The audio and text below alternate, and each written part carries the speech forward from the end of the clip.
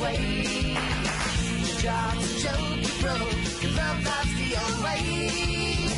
It's like you're always stuck in second gear. When it hasn't been your day, or maybe your month, or even your year. But I'll be there for you. Welcome back, HL, to our 5th installment of HL videos. All right, let's begin. Today's lecture is going to be on Teddy Roosevelt's big stick diplomacy. All right, but let's talk about last class real quick.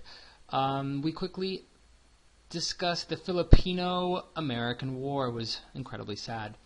We finished off the Spanish at Manila Bay, and then, unfortunately for the Filipinos, we double-crossed them, and we did not give them independence because, in our minds at least, we said we paid $20 million, and if we left, we figured other European powers would take it away. But most important of all, the real reason why we're all the way over there in the Philippines is we want China. We want their consumers. We want to sell them stuff.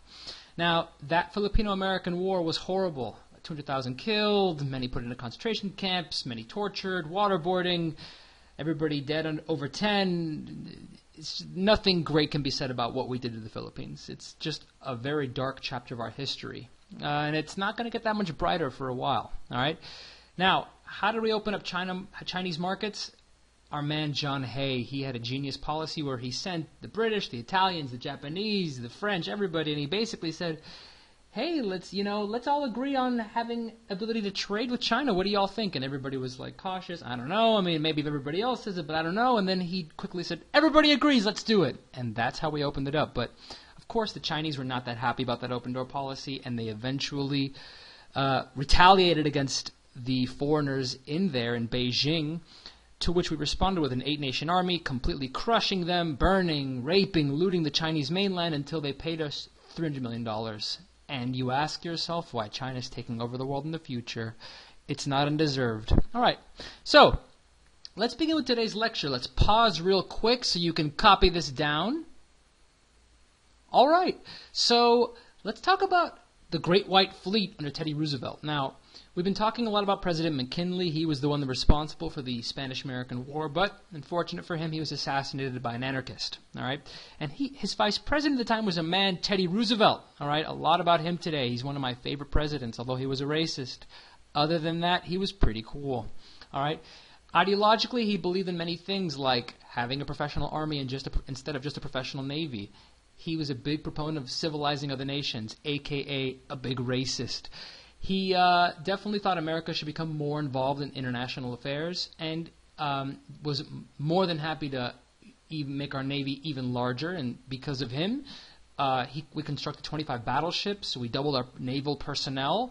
And with his Great White Fleet, he visited the entire world. It was pretty cool if you imagine, the Americans are coming, and they went to Australia, to Asia, to Egypt, Spain, Argentina. Basically, a measuring contest of sorts, if you will. A big stick measuring contest, if you understand that horrible joke. Now, his famous quote was, "Speak softly and carry a big stick." Now, what do we mean by that exactly? Well, he spoke softly in the sense that he was able to mediate the Russo-Japanese War, a war between the Russians and the Japanese that was getting out of hand, and he also mediated if you remember the crisis, the Tangiers crisis in Morocco before World War I between France and Great Britain and Germany. He was the one responsible for getting these parties to see eye to eye, but when things were not able to be negotiating calmly, he brought out the big guns, like when he stole the Panama Canal from the Colombians, or when he forced Latin American nations to finally pay debts to Europe. We'll cover that in this lecture today. So here's our man, Teddy Roosevelt, a man with a plan, my friends, and his new diplomacy, the big stick. Here we can see the course the Great White Fleet took. It went to Australia, it went to Southeast Asia, India, went up to the Middle East, Spain, all around Latin America to Argentina, and then eventually back home. Pretty damn cool. I would have loved to take that ride. And as you can see here, when it comes to military personnel and expenditures, a little blip right here. We owe that to Teddy Roosevelt. Nothing compared to World War I and World War II, but hey, it's a little blip. It's a little blip. We'll take that. Unfortunately, in the modern age, it'll lead to American imperialism. I love this little cartoon. You can see Happy Disneyland in windows and Coca-Cola, the poor islanders and Latin Americans that were subjugated to this imperialism in the modern age. His idea is speak softly. Here we can see the Russian Tsar and the Japanese Emperor finally having peace, thanks to Teddy. Speak softly. The French and the British were not having fun with Germany in Morocco, but here comes Teddy with his big stick to make it easy for everybody. But you got to carry a big stick, especially when you're making these Dominicans pay, especially when you want that Panama Canal. You got to do what you got to do. You got to collect debts for these Europeans. We'll talk about that. Okay? Let's pause so you can copy the second slide for today. All right. So, the Panama Canal, one of the most amazing engineering feats in history. It joined the Pacific and Atlantic Oceans. It would be insanely lucrative to those who could actually do it, but there were many hurdles. First of which was the fact that Colombia owned Panama. All right? So, the Colombian government did not accept our offer, our soft-speaking offer of $10 million for a 100-year lease of the land. That was the state of Panama. So, because negotiations didn't work, it was time for the big stick. We brought our battleships to Panama. The Panamanians, in fear, revolted against Colombia for letting this happen. And because there was a U.S. blockade and because of protection, they could not crush this Panamanian revolt to become independent. As soon as this Panama was independent, we made the $10 million deal with them, and we constructed one of the most amazing canals in the world, which cost us $900 million. Today that would be $8 billion, by the way. And it made us $40 million per year for the next 70 years until Jimmy Carter gave it back to Panama.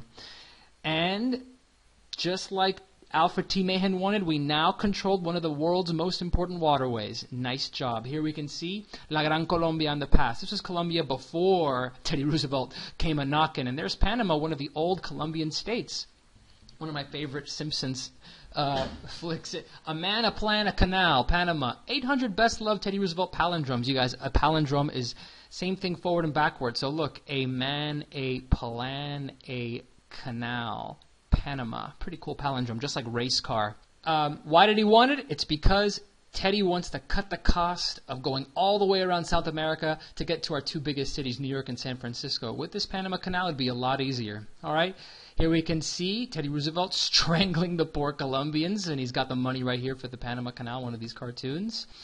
And then the Roosevelt Doctrine. We're going to come on in and we're going to make this happen. We're going to build this damn canal whether these Colombians want to or not. Now that's the big stick. How did he do it? He had to make a new Panama Republic out of Colombia. All right? It happened. It's real. Here we can see the feat of engineering. It's pretty amazing. These locks go up and down to connect both oceans. Pretty amazing stuff. And here you can see the Panama Canal. It connects these two isthmus right here. It saves a lot of time. All right? The Panama Canal profile, you can see how it works. It's pretty amazing stuff. An amazing feat.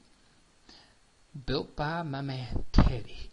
Now, you got to see this amazing Animaniacs classic on the Panama Canal. I love the Animaniacs. Enjoy.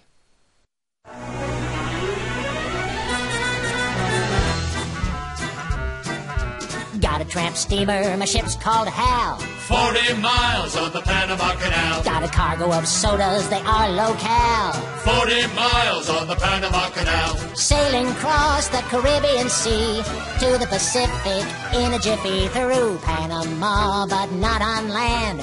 I'd look silly with my ship in the sand. Yo, Hal, try the canal. Yo, Hal, the canal is your pal. You can sail a cargo ship from sea to shining sea through the Panama Canal for a nominal fee. You enter a lock, it's a ship corral. 40 miles on the Panama Canal. You pay your money, then get a decal. 40 miles on the Panama Canal. You cross the locks, they number 3, full of water for you and me. 100 feet wide, 41 feet deep. Water enough to drench a sheet. High lock, up goes the ship. Low lock, the ship takes a dip. First there is the water level, then lower it again. Cross the Panama Canal, it's really zen. We pass the locks with good morale. 40 miles on the Panama Canal. The crew yells out, Thank you, Hal! 40 miles on the Panama Canal. You're welcome, men. Wasn't that fun? 40 miles, our voyage is done. From Colon now, past Balboa. Adios, Panama, so long, aloha.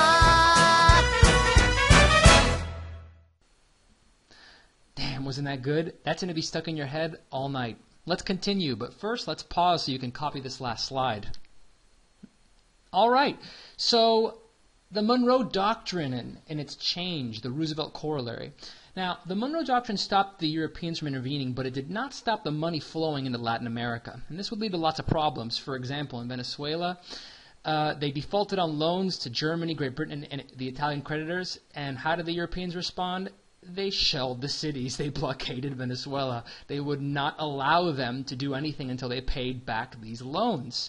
The same thing was happening in the Dominican Republic. France and Great Britain were threatening to forcibly enter the capital, Santo Domingo, unless they got their money back. Now, why did we do this corollary? Why did we change the Monroe Doctrine? By the way, corollary is a mathematical term. It means something that naturally follows, something that will naturally change.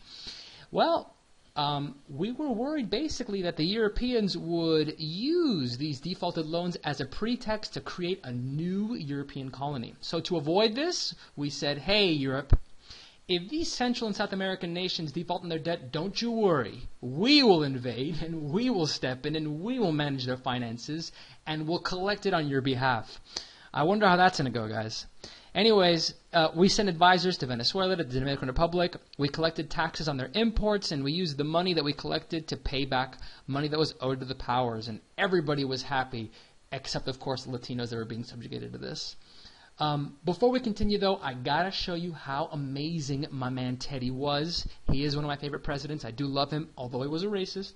Other than that, pretty amazing guy. So watch real quick. Theodore Roosevelt was born on October 27, 1858. He was a sickly child, and his asthmatic condition left him in bed during his early years. This made him unable to attend the local school, and as a result, he was homeschooled. When he wasn't studying, he was busy with naturalism, ornithology, hunting, and taxidermy, to name just a few. Roosevelt's father didn't cut him any slack because of his lack of health.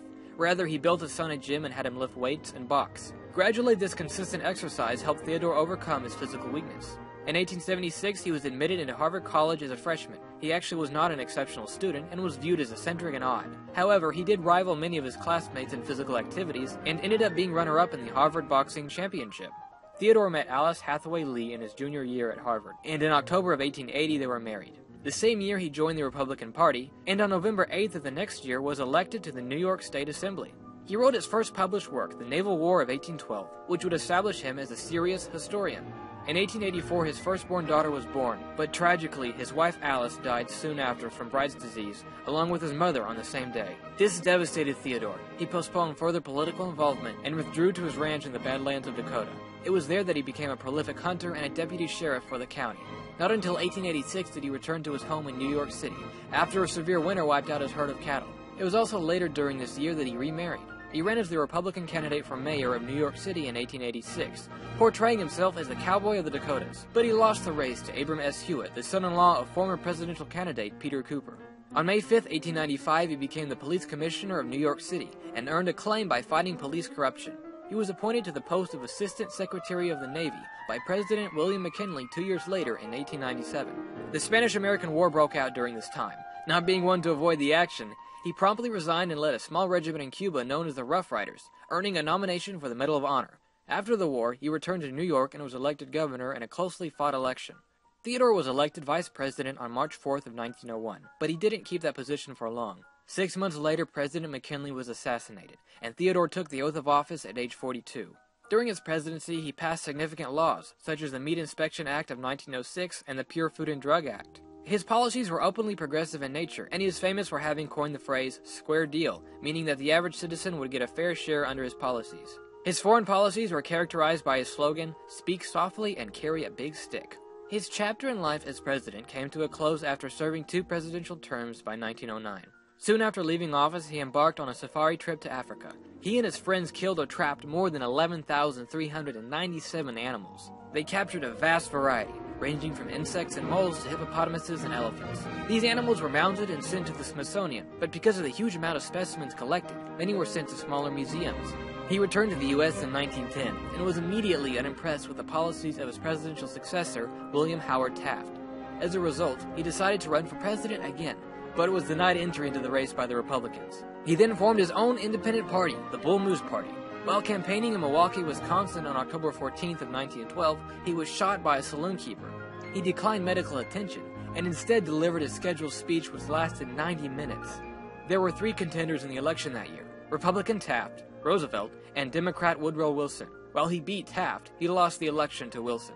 The life of Theodore Roosevelt was a remarkable one, and his accomplishments nothing short of astounding. He was one of the first presidents to fly an airplane, go underwater in a submarine, and have a telephone in his home. And not only was he the first president to be awarded the Nobel Prize, but also the first American. He authored 26 books and contributed over 1,000 articles for magazines. He continued to be an avid adventurer, and in 1913 embarked on a major expedition to South America, where he contracted malaria which weakened his health. On January 6, 1919, Theodore Roosevelt passed away in his sleep at the age of 60. It was said that death had to take Roosevelt sleeping, for if he had been awake, there would have been a fight. Although some of his political policies and actions remain the subject of controversy and critique, his incredible courage and stamina, his adventures, and his honest and forthright character and personality still continue to inspire us today. What a dude, right? What a dude. All right, so let's talk a little bit more about the Roosevelt corollary before we finish for today. So here we can see it right here. I'll interfere in Latin America so that Europeans can't. You got a problem with that? America. And here you can see what the Europeans thought of the Monroe Doctrine before. There's little Venezuela being neener, neener, neener. You can see the Venezuelan flag right there. You guys can't get me. I have the Monroe Doctrine. Well, not anymore because of Teddy. He's going to make sure that y'all don't come over here, but he's also going to make sure y'all pay them. Okay? America's coming, and here we can see the big stick coming for these Latinos. They're not going to get away with it. Okay? The new diplomacy. Big stick, and there's just tons of amazing cartoons involving my man Roosevelt. I love this one particularly. America for the Americanos, and here you can see a turkey with Bolivia and Chile and Argentina and Brazil and Venezuela, and this is ours now. Ain't nobody else's, and if you want to mess around and not pay your debts, Colombia, you're going to have to pay. Okay? I hope you guys enjoyed. Our final lecture of the series might be next time. We'll see. Have a good one.